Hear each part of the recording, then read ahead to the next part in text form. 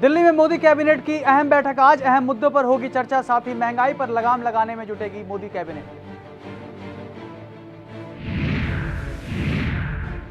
गृह मंत्रालय ने सुनंदा पुष्कर की मौत की सीबीआई जांच के दिए संकेत। बीजेपी नेता सुब्रमण्यम स्वामी ने दिए थे सीबीआई जांच की मांग। दिल्ली मेट्रो के एयरपोर्ट एक्सप्रेसवे लाइन पर घटा किराया आज से लागू, 40% तक घटा है किराया।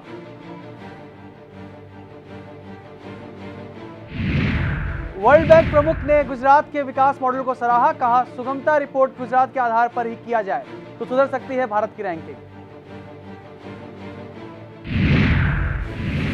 और ग्लासगो में कॉमनवेल्थ खेल आज से शुरू, उद्घाटन परेड में सबसे आगे रहा भारतीय दल, सचिन तेंदुलकर भी थे मौजूद।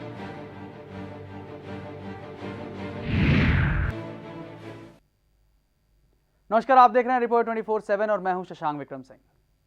आज प्रधानमंत्री नरेंद्र मोदी अपने मंत्रियों के साथ एक बैठक करेंगे। इस बैठक में नरेंद्र मोदी अपने मंत्रियों को नया मंत्र देंगे। कयास लगाए जा रहे हैं कि मोदी बैठक में दिल्ली में सरकार बनाई जाए या दोबारा चुनाव हो।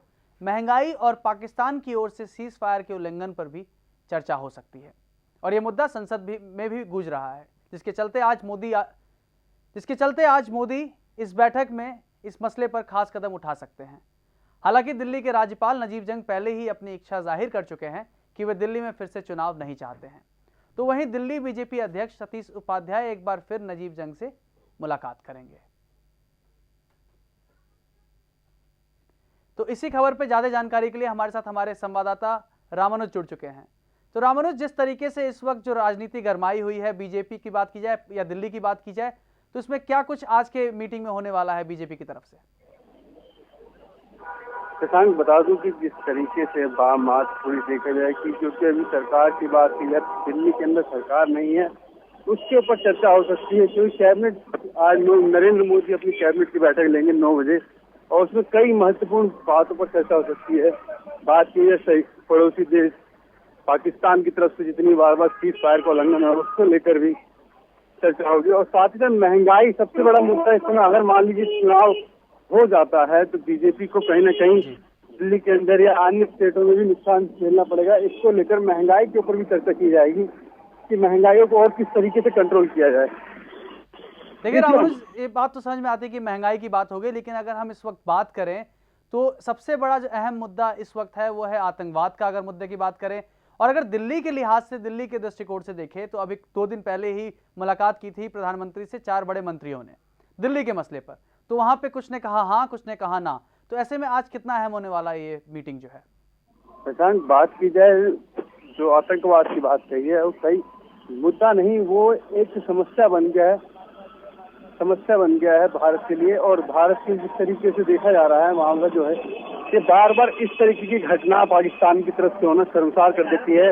पर कहीं ना कहीं पाकिस्तान कहता है कि पहला सीज फायर होता है सिर्फ इंडिया की तरफ से होता है, भारत की तरफ से होता है। पर आज जो चर्चा है कैबिनेट की बैठक में वो सिर्फ इसी मुद्दे पर होगी कि क्या कुछ किया जाए ताकि ठोस कानून बनाया जाए। और महंगाई की बात की, महंगाई को लेकर इस पर चर्चा हुई क्योंकि इस समय जो विधानसभा चुनाव है हरियाणा की बात की जाए और बिल्कुल महंगाई की अगर हम बात करें तो महंगाई की दृष्टिकोण से बेहद खास है इस वक्त के। अगर विधानसभा चुनाव की बात करें, चाहे वो महाराष्ट्र की बात करें, चाहे हम पंजाब की बात करें, चाहे हरियाणा की बात करें, चाहे अगर दिल्ली की ही बात करें, तो दिल्ली के लिहाज से अगर देखें तो आज का जो ये मीटिंग होने वाला है वो कितना अहम है? दिल्ली के लिहाज से देखा जाए तो दिल्ली के लिहाज से सबसे महत्वपूर्ण है क्योंकि बार बार बीजेपी के नेता बोलते हैं, कोई कहता है कि बीजेपी में आपस में सामंजस्य नहीं बैठ पा रहा है, कोई कहता है कि हम सरकार बनाने में सक्षम है, सतीश उपाध्याय कहते हैं हम सरकार नहीं बनाना चाहते। पर बार बार जो नजीब जंग जो एलजी उनकी मुलाकातों का दौर अभी चल रहा है, तो कहीं ना कहीं बात 30 नेतृत्व पर आगे रुक जाती है। अगर पार्टी यानी कि बीजेपी कुछ कहती है उसी की बात में आई, उसको लेकर भी आज कैबिनेट में चर्चा हो सकती है।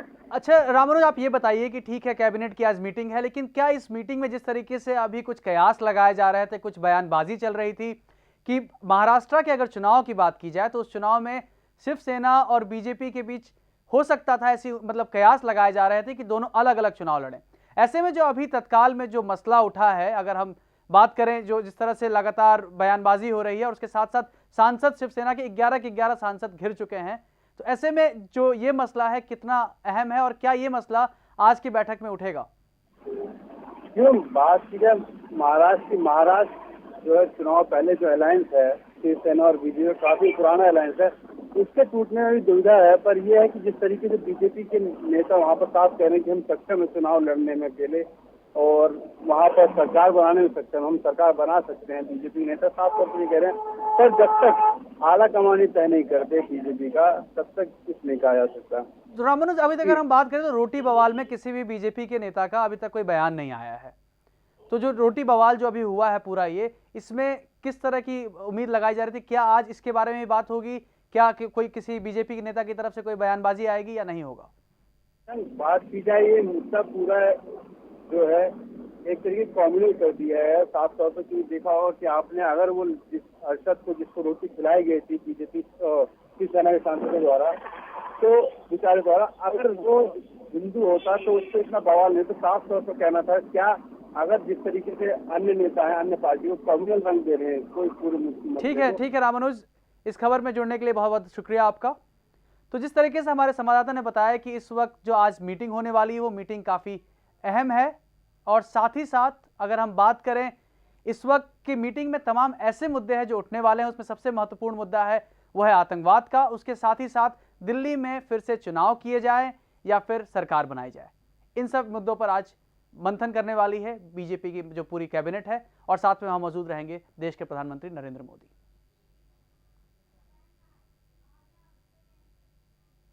पूर्व केंद्रीय मंत्री शशि थरूर की पत्नी सुनंदा पुष्कर की मौत के मामले की सीबीआई से जांच कराने की बीजेपी नेता सुब्रमण्यम स्वामी की मांग पर केंद्रीय गृह मंत्रालय विचार कर रहा है।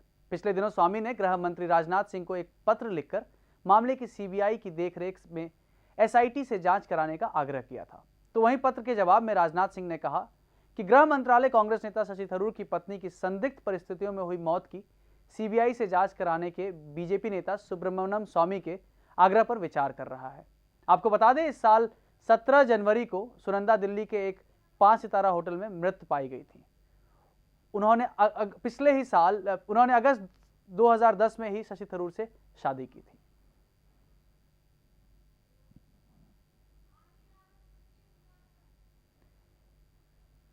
तो इस वक्त हमारे साथ हमारे संवाददाता आर.के. रावत जुड़ चुके हैं। रावत, आप हमें बताएं कि जिस तरीके से इस वक्त जो मसला है सुब्रमण्यम स्वामी ने उठाया था, उसके बाद अब गृह मंत्रालय की तरफ से बयान आ रहा है कि संकेत दिए जा रहे हैं कि सीबीआई की जो जांच कमेटी है उसको बैठाए।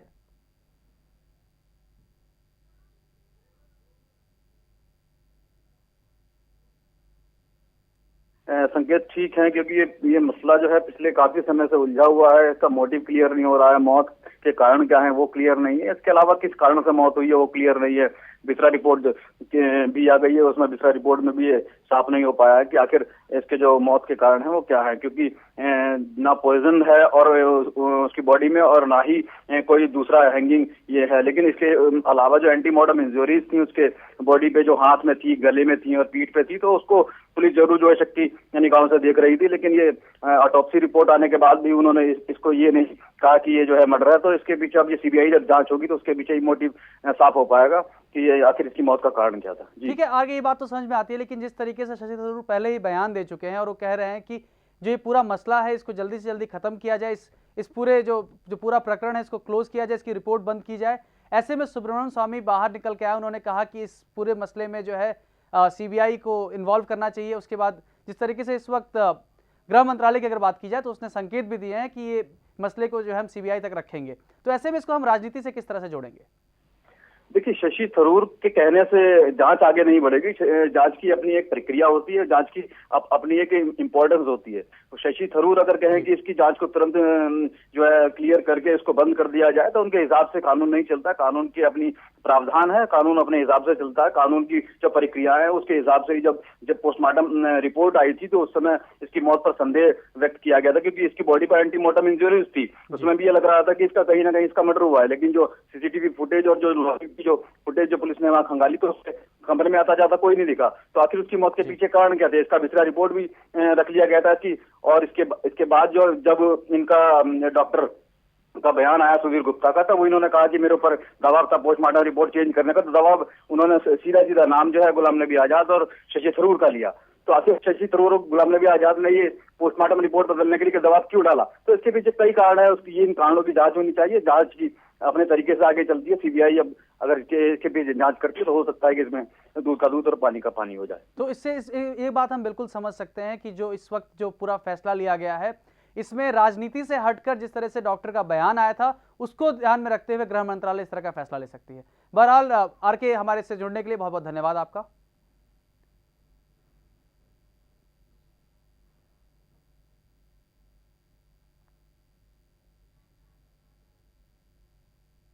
पच्चीस अगस्त को भारत पाकिस्तान विदेश सचिवों की मुलाकात होगी। इस मुलाकात में दोनों देश के विदेश सचिव कई मुद्दों पर चर्चा करेंगे।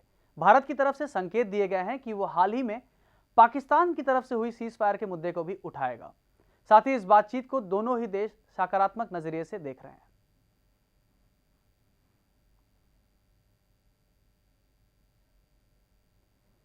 तो अगर हम बात करें, भारत और पाकिस्तान के सचिव जो है 25 तारीख को इस्लामाबाद में, 25 अगस्त को मिलने वाले हैं इस्लामाबाद में, और इस पूरे मीटिंग को जो है काफ़ी इंपॉर्टेंट लेवल पे देखा जा रहा है, क्योंकि जिस तरीके से सीज फायर का उल्लंघन लगातार 16 बार सिर्फ पिछले कुछ दिनों में ही पाकिस्तान कर चुकी है, उसमें एक जवान शहीद भी हो चुका है। ऐसे में बहुत अहम होगा ये जो मुलाकात है, दोनों पाकिस्तान और भारत के जो सचिव मिलेंगे, और इसमें तमाम ऐसे मुद्दे हैं जिनको उठाया जाएगा, और संकेत भी दिए गए हैं भारत की ओर से कि वो सीज फायर के मुद्दे को, आतंकवाद के मुद्दे को कठोर तरीके से पेश करेगा और रखने की कोशिश करेगा।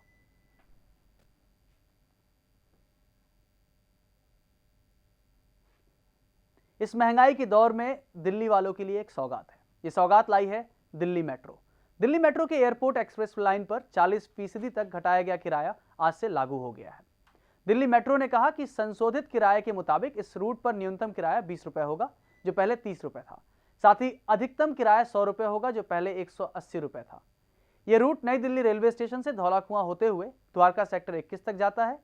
इसीलिए नई दिल्ली स्टेशन से द्वारका सेक्टर 21 तक का किराया अब सिर्फ 100 रुपए होगा, जो पहले 180 रुपए था।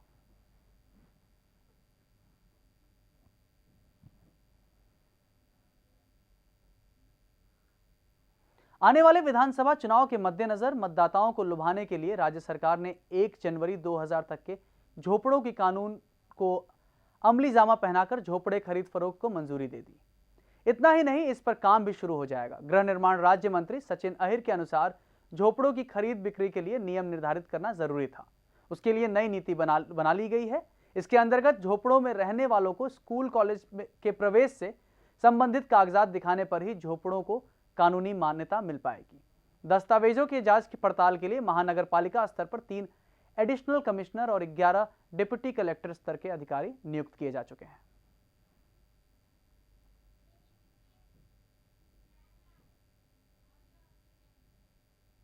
वक्त हो चला एक छोटे से ब्रेक का, जल्द हाजिर होते हैं।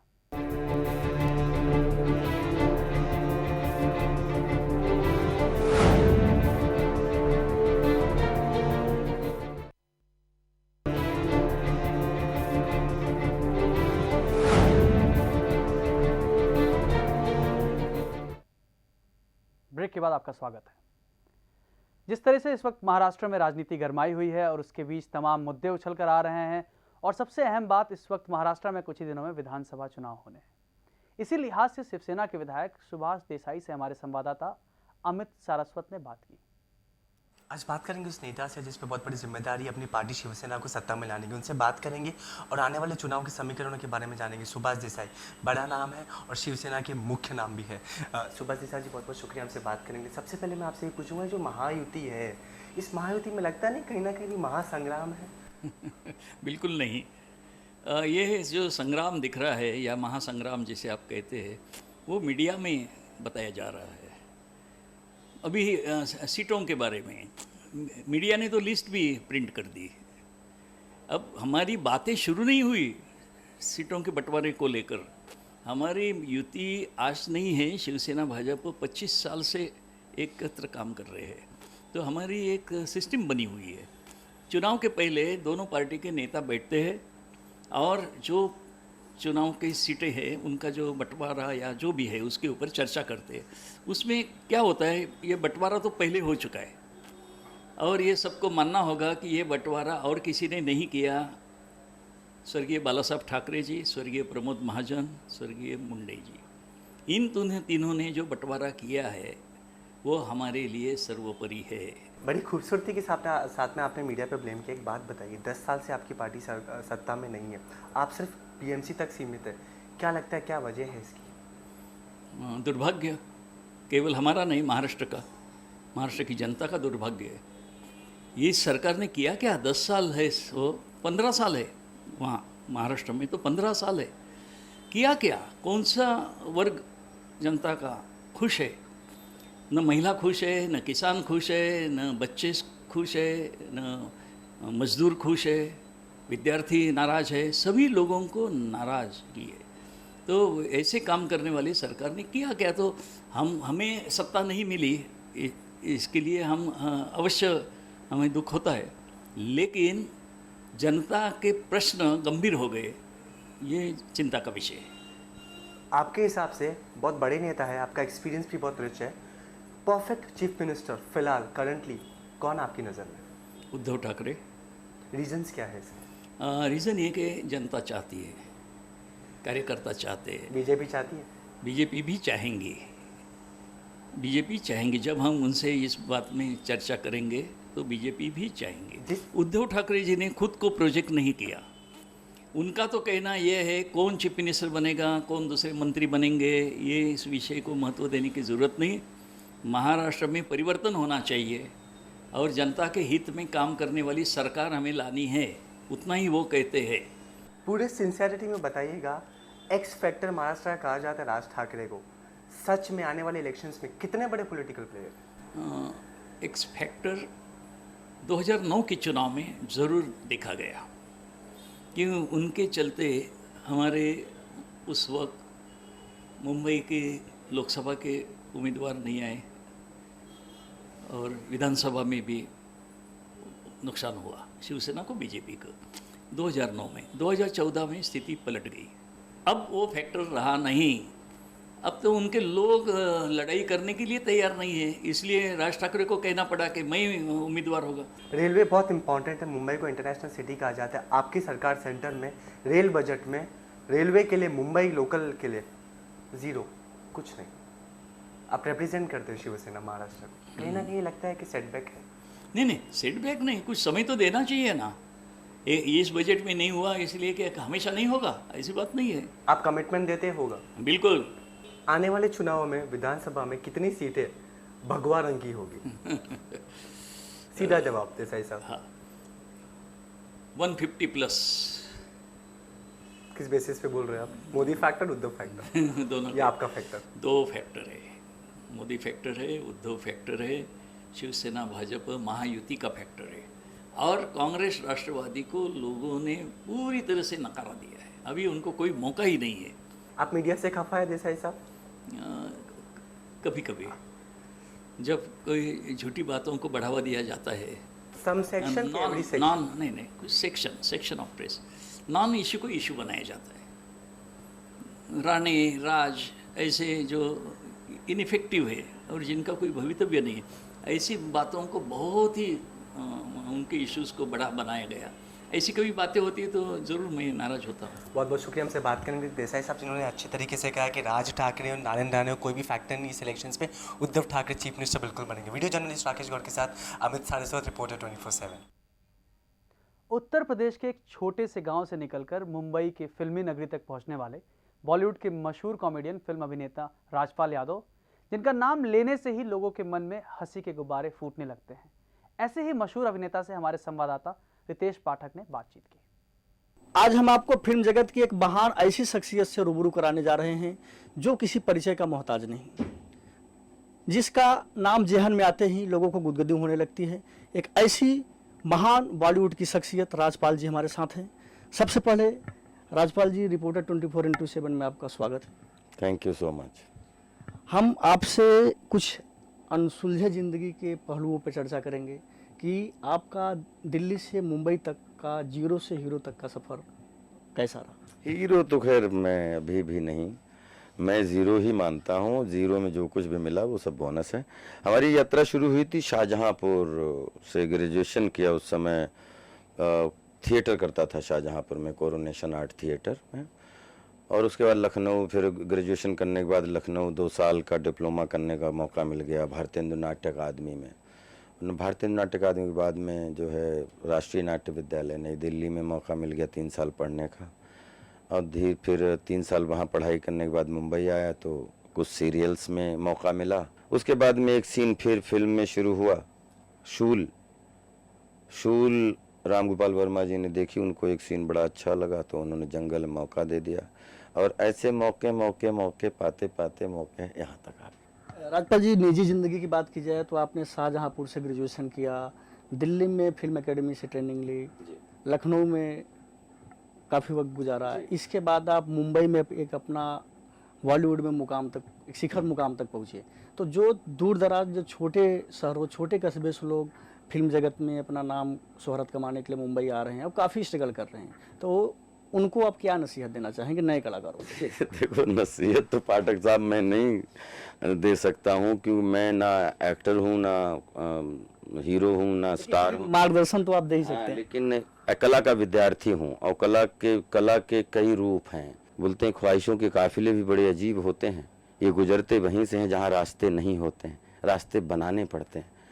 और कोई नहीं, जिसकी किस्मत में जो है, आप अपनी तरफ से एफर्ट करते चले जाइए, बेस्ट कीजिए, ऊपर वाले ने आपके लिए जो बेस्ट सोचा होगा वो मिलेगा। बात की जाए बॉलीवुड के अभिनेताओं की तो आपने अक्षय जी के साथ ज़्यादा फिल्मों किया है, तो अक्षय कुमार का जो है आपके लाइफ में या फिल्मों में कितना सपोर्ट रहा और आपने उनसे क्या सीखा और उनके लिए पर्सनल आपके विचार क्या है, हमारे दर्शकों को बताएं। देखिए, सपोर्ट तो हमारे माता पिता का रहा, हमारे गुरुजी का रहा और ईश्वर का रहा। सपोर्ट मैं दुनिया में किसी के आदमी को नहीं मानने को तैयार हूँ, क्योंकि सपोर्ट उससे होता है जो दिशा दे आपको, और दिशा आपको किसने दी? आपके माता पिता ने दी, फिर आपके संस्कार और आपके गुरुजी ने आपको कि बेटा ये रियल लाइफ है, ये रील लाइफ है। तो उसमें आचरण, व्यवहार, संस्कार, आपका कर्मठता, आपकी जो भी है, तो वो जितना भी श्रेय, उसका कर्ज 100 जन्मों तक भी नहीं चुका सकता। तो एक गॉड, गुरुजी और माता पिता। हिंदुस्तान की 125 करोड़ जनता आपकी फैंस हैं और काफ़ी नौजवान युवा हैं कि जो आपको फॉलो करते हैं और उन निजी ज़िंदगी में उनको जो भी गम होता है, आपके फिल्मों के जरिए उन्हें काफ़ी एनर्जी और कुछ जो है दर्द बांटने का मौका मिलता है। तो आप एक करोड़ों नौजवानों को और दर्शकों को, अपने फैंस को चलते चलते क्या संदेश देना चाहिए? ये शेयर करना चाहता हूँ कि बचपन में मुझे याद है कि मैं कक्षा 3 में था और उस समय एक डायरी पढ़ी थी। तो उसमें डायरी में जो अपन बनाते हैं, उसमें हर पन्ने पे एक स्लोगन लिखा रहता था कि आत्मविश्वास, परिश्रम, प्यार सफलता की कुंजी है। वो 3 शब्द ढूंढते ढूंढते, उनका मीनिंग समझते समझते, उनको फॉलो करते करते यहाँ तक पहुँच गया हूँ। घर हो, चाहे परिवार हो, समाज हो, चाहे किसी को हमसे परेशानी हो या हमें किसी से परेशानी हो, लेकिन अपनी तरफ से हमेशा प्यार बांटने की कोशिश की। तो बोलते हैं full of confidence, full of hard work and full of love, life will be rock, don't worry at all. ये थे हमारे साथ बॉलीवुड की महान शख्सियत राजपाल यादव जी, जिन्होंने साफ तौर पे कहा है कि सफलता के लिए सिर्फ एक ही रास्ता है, वो कड़ी मेहनत, और इसमें सबसे अहम रोल होता है आत्मविश्वास का। इन्होंने साफ तौर पे कहा है कि आत्मविश्वास ही सफलता की कुंजी है। साथ ही साथ इन्होंने भी कहा है कि इनके जीवन में सबसे अहम स्थान रखने वाले इनके प्रथम गुरु माता पिता हैं। साथ ही साथ इन्होंने हमें जो है रिपोर्टर 24x7 को काफ़ी दर्शकों को जो है काफ़ी जो है अपने अनुभव शेयर किए। इसके लिए रिपोर्टर 24 इनका तहे दिल से शुक्रिया अदा करता है। हम अगली बार फिर आपको अगले शख्सियत से रूबरू कराएंगे। कैमरा पर्सन राकेश गौड़ के साथ रितेश पाठक, 24 रिपोर्टर x7 मुंबई।